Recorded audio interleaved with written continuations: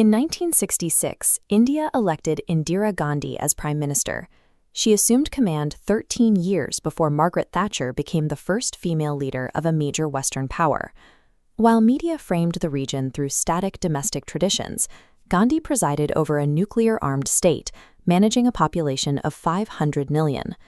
Understanding this trajectory requires looking past the sanitized legends to see how these women navigated the specific mechanics of power. This consistent pattern of female authority served as a functional pillar of the modern state's development. In 1848, the Indian cultural establishment violently opposed educating girls. Savitribai Phule entered this environment as an uneducated 9-year-old bride. She grew up to open India's first school for girls, persisting even as she faced physical attacks and social excommunication from the orthodox elite.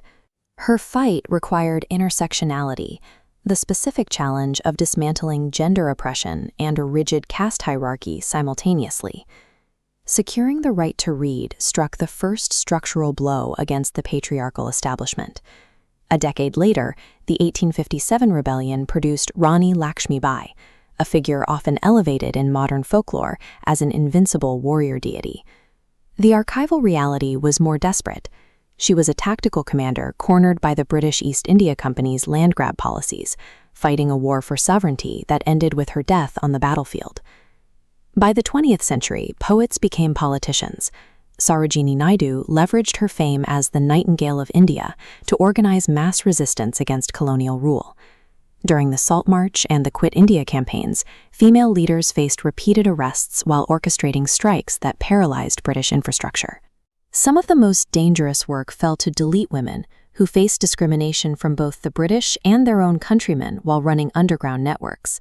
The nation's independence was bought by both high-profile icons and marginalized women who fought for a country that had not yet guaranteed their equality. This brings us back to Indira Gandhi. Installed by party bosses who expected a puppet, she systematically dismantled her rivals to command the executive branch. She cemented her authority by winning the 1971 war, a conflict that resulted in the surrender of Pakistani forces and the birth of Bangladesh. But that control had a dark side.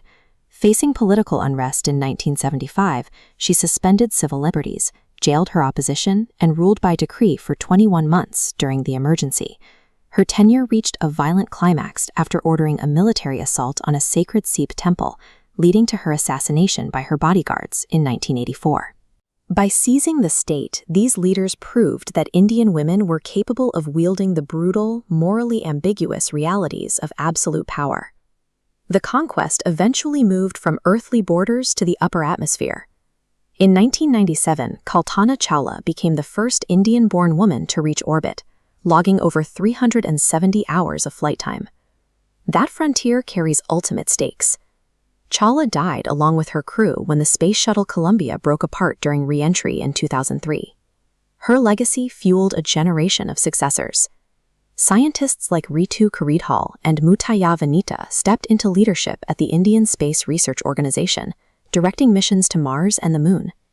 Pioneers like Kiran Mazumdar Shah expanded this reach into the private sector, building global biotechnology companies while holding seats on major international boards.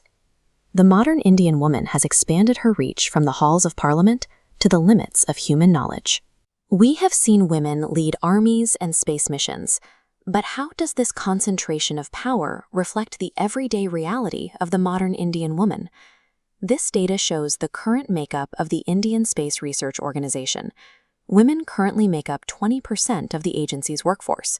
The agency plans to increase that representation past 40%, though systemic and cultural hurdles still slow the pace of parity. Outside the space program, the disparity remains. A history of female prime ministers hasn't automatically dismantled the cultural restrictions facing millions of women today. The careers of Phule, Lakshmibai, and Gandhi provide the specific tactics for the next generation to continue the struggle.